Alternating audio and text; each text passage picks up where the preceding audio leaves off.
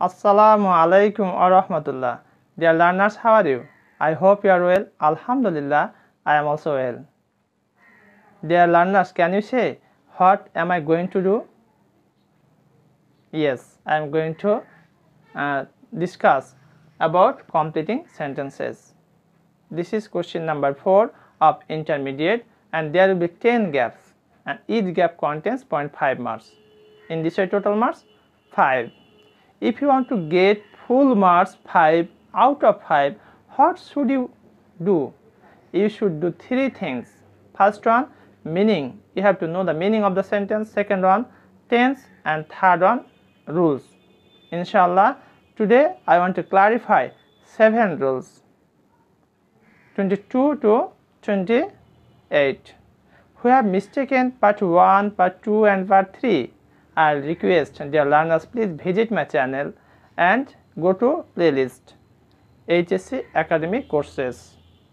You will get easily 3 parts there and follow all these lectures. And today I hope that you will stay connected with me and enjoy this class. It will be very much helpful for you. Let's get started.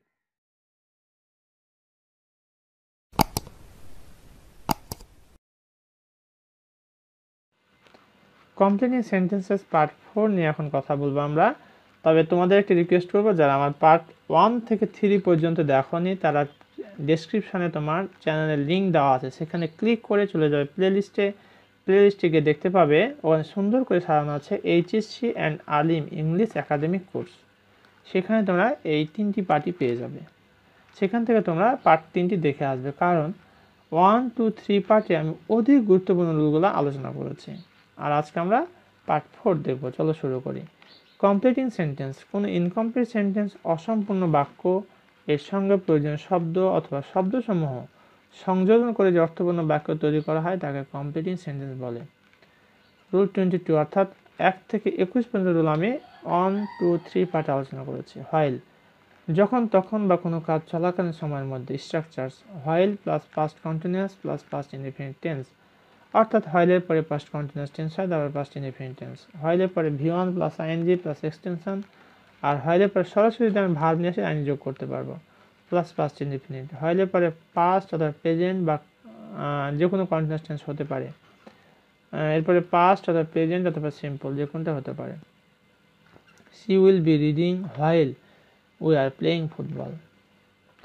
We had to walk through a jungle, আমার জঙ্গলের ভিতর দিয়ে হাঁটতে হয়েছিল। We saw a snake, আমরা একটা সাপ দেখলাম। While we are crossing a river, এখানে খেয়াল করো, তবে এটা আন্ডারলাইন করতে হবে। একটা আন্ডারলাইন করে দিই তোমাদের সুবিধার্থে, বুঝতে সহজ হবে। উই স আ স্নেক, আমরা একটা সাপ দেখেছিলাম। While we are crossing a river, যখন একটা নদী ক্রস করতেছিলাম, পার হতেছিলাম। হোয়াইল রিডিং, দেখো খেয়াল করে স্ট্রাকচারের সাথে মিল আছে। হোয়াইলের পরে ভার্ব অনুসারে আইনি যোগ, এটা 2 নম্বর স্ট্রাকচার অনুসারে হয়েছে। আর 2 নম্বরটা হয়েছে তোমার 1 নম্বরটা স্ট্রাকচার অনুসারে করে। We saw a snake while we are crossing a river, past indefinite, আর এটা হচ্ছে পাস্ট কন্টিনিউয়াস। এটা দেখো পাস্ট কন্টিনিউয়াস আর পাস্ট ইনডিফিনিট টেন্স। হোয়াইলের পরেরটা হচ্ছে পাস্ট কন্টিনিউয়াস আর পাস্ট ইনডিফিনিট টেন্স। এখানে খেয়াল করো যে উই স আ স্নেক, এটা হচ্ছে পাস্ট ইনডিফিনিট টেন্স, আর while we are crossing a river এটা হচ্ছে পাস্ট কন্টিনিউয়াস। পাস্ট কন্টিনিউয়াস পরে লেখা হয়েছে, সামনে লিখতে পারো। রুল 23, হুইচ অথবা দ্যাট যেটি বা সেটি, যেগুলো সেগুলো। হুইচ বস্তু, প্রাণী, দেশের পরিবর্তে বসে, এটি সিঙ্গুলার ও প্লুরাল উভয় ক্ষেত্রে ব্যবহার করা যায়। দ্যাট বস্তু, ব্যক্তি বা প্রাণীর পরিবর্তে বসে, তবে দেশের পরিবর্তে বসে না। এটিও সিঙ্গুলার ও প্লুরাল উভয় ক্ষেত্রে ব্যবহৃত হয়। এই প্রভাব গোজ, একটা প্রবাদ আছে, দ্যাট হেলথ ইজ ওয়েলথ, স্বাস্থ্যই সম্পদ। He confessed that he had made the mistake, they supply oxygen without which we cannot won't be able to survive। এখানে যে বলা হয়েছে হুইচ বস্তু, প্রাণী, দেশ, এখানে খেয়াল করো, এখানে হুইচ দ্বারা দেশ সাপ্লাই অক্সিজেন, অক্সিজেনটা একটা কি বস্তু। রুল 24, ইনস্টিড অফ বা ইন লিউ অফ, পরিবর্তে, খুব গুরুত্বপূর্ণ, এখান থেকে পরীক্ষাতে আসে, দেখা যায়। ইনস্টিড অফ বা ইন লিউ অফ অর্থের পরিবর্তে এ জাতীয় ফ্রেজ সিম্পল সেন্টেন্সে বসে। একটি জিনিস বা বিষয়ের পরিবর্তে অন্য একটি জিনিস বা বিষয় নেওয়া বা পছন্দ করা বোঝাতে এই ফ্রেজ দুটি ব্যবহৃত হয়। উক্ত ফ্রেজগুলোর পরে আইনযুক্ত ভার্ব বা নাউন বসে। স্ট্রাকচারটা খেয়াল করি আমরা। Subject plus verb plus object plus instead of plus V1 plus ING plus object, অথবা subject plus verb plus object, পূর্বেরটার মতোই ইনস্টিড অফ, ঠিক আছে, তারপরে নাউন সরাসরি। হি টুক বায়োলজি, সে বায়োলজি নিয়েছিল in lieu of higher math, higher ম্যাথের পরিবর্তে। এটা নিচের স্ট্রাকচার অনুসারে করা হয়েছে। Instead of going to college, college যাওয়ার পরিবর্তে হি ওয়েন্ট টু মার্কেট, সে বাজারে গিয়েছিল। এটা প্রথম স্ট্রাকচার অনুসারে করা হয়েছে। অতএব স্ট্রাকচারটি অবশ্যই তোমরা গুরুত্ব সহকারে মনে রাখবে।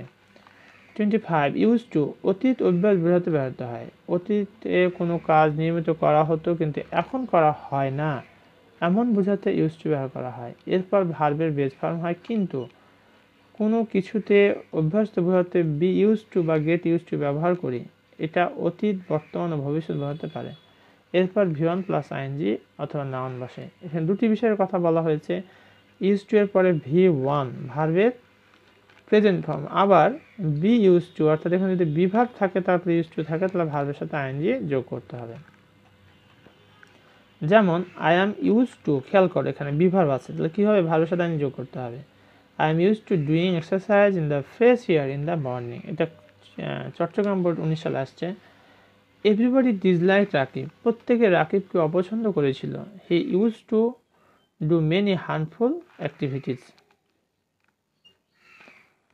রুল 26, লেট অ্যালোন, বলাই বাহুল্য, প্রশ্নই ওঠে না, ভাবাই যায় না ইত্যাদি। কোনো কিছু ভাবা যায় না বা চিন্তা করা যায় না বুঝাতে লেট অ্যালোন ব্যবহার করা হয়। লেট অ্যালোন সাধারণত নাবোধক অর্থ প্রকাশ করতে ব্যবহৃত হয়। লেট অ্যালোন এর পরে এক বা একাধিক শব্দ ব্যবহারের মাধ্যমে ইনকমপ্লিট সেন্টেন্সকে কমপ্লিট করা হয়। Subject plus verb plus object plus let alone plus বাক্যের সাথে সঙ্গতিপূর্ণ ওয়ার্ড অথবা ওয়ার্ডস। যেমন you can not eat a mango, তুমি একটা আম খেতে পারো না। লেট অ্যালোন 10 ম্যাঙ্গোজ, 10টা ম্যাঙ্গো। আচ্ছা তোমরা বলো তো আমাকে, যে একটা ম্যাঙ্গো খেতে পারে না সে কি 10টা ম্যাঙ্গো খেতে পারে? It is quite impossible. I can not buy a book, আমি একটা বই কিনতে পারি না। লেট অ্যালোন এ ল্যাপটপ, একটা ল্যাপটপ।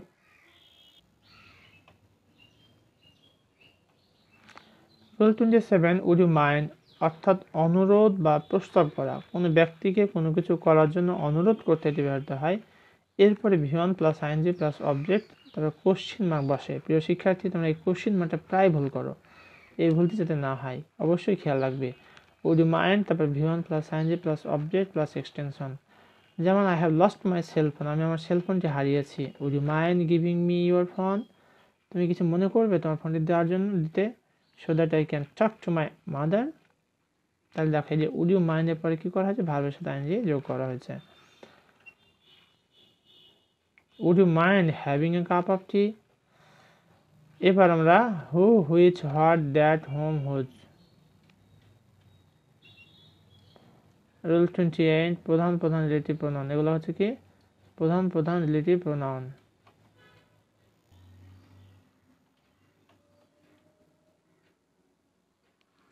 কোনো ইনকমপ্লিট সেন্টেন্সে উক্ত রিলেটিভ প্রোনাউনগুলির যে কোনো একটি থাকলে উক্ত সেন্টেন্সটিকে কমপ্লিট করার সময় রিলেটিভ প্রোনাউনের পরে তার অ্যান্টিসিডেন্ট পূর্ববর্তী নাউন অথবা প্রোনাউন অনুযায়ী ভার্ব বসিয়ে সেন্টেন্সটিকে কমপ্লিট করতে হয়। উদাহরণ দেখি, it is I who am I student. এটাকে খেয়াল করো, এখানে হুটা হচ্ছে রিলেটিভ প্রোনাউন, এই অ্যামটা বসেছে তার পূর্বে যে সাবজেক্টটা আছে এখানে আইটা, তাকে ফলো করে অ্যামটা হয়েছে।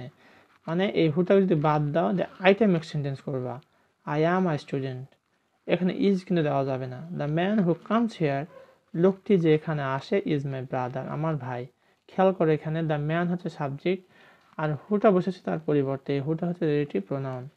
This is the house which is brick build. The boy whom you call is my brother. Ruby is my sister whose friend is Mita. Dear learner, এতক্ষণ পর্যন্ত আমি গুরুত্বপূর্ণ 7টি রুল নিয়ে তোমাদের সাথে কথা বলেছি। আশা করছি তোমাদের রুলগুলো অনেক অনেক উপকারে আসবে এবং আশা করি বুঝতে পেরেছ। এরপর যদি কারো কোনো সমস্যা থেকে থাকে আমাকে কমেন্ট করে জানিয়ে দাও, ইনশাআল্লাহ তোমাদের কমেন্ট আমি উত্তরে রিপ্লাই দেবো ইনশাআল্লাহ, আশা করি। আর তোমরা হতাশ হবে না, তোমরা লেগে থাকো, চেষ্টা করো, ইনশাআল্লাহ তোমরা সফল হবে। কারণ যদি কোনো মানুষ কোনো কিছু পাওয়ার চেষ্টা করে আল্লাহ তার সহায় হয়ে যায়। তোমরা আল্লাহর প্রতি ভরসা রেখে প্র্যাকটিস করে যাও, চর্চা করো, এই নিয়মগুলো খেয়াল করো, ইনশাআল্লাহ তোমরা ভালো করবে। সবশেষে তোমাদের সুস্বাস্থ্য কামনা করছি, ভালো থাকবে, সুস্থ থাকবে। আর আমার চ্যানেলটি যারা সাবস্ক্রাইব করেছো তাদেরকে অসংখ্য ধন্যবাদ, আর যারা করোনি please subscribe my channel so that you can easily get next video. এখানে চ্যানেলটি সাবস্ক্রাইব করার সুন্দর একটা ইনস্ট্রাকশন দেওয়া হয়েছে, দেখো খেয়াল করে। ইউটিউবে যেতে হবে, ইউটিউবে গিয়ে সার্চ অপশান লিখতে হবে ইংলিশ মোটিভেশন 21। মোটিভেশন ও 21 মাঝে কোনো স্পেস হবে না। এরপরে তোমার সাবস্ক্রাইব একটা স্পেস আসবে, সেটা সাবস্ক্রাইব করে দেবে, দেন বেল আইকন বাটন আসবে, প্রেস করবে, তাহলেই সকল ভিডিও আমি আপলোড করার সাথে সাথে তোমরা পেয়ে যাবে। এতক্ষণ পর্যন্ত আমার সাথে থাকার জন্য ধন্যবাদ। আসসালামু আলাইকুম ওয়া রাহমাতুল্লাহ।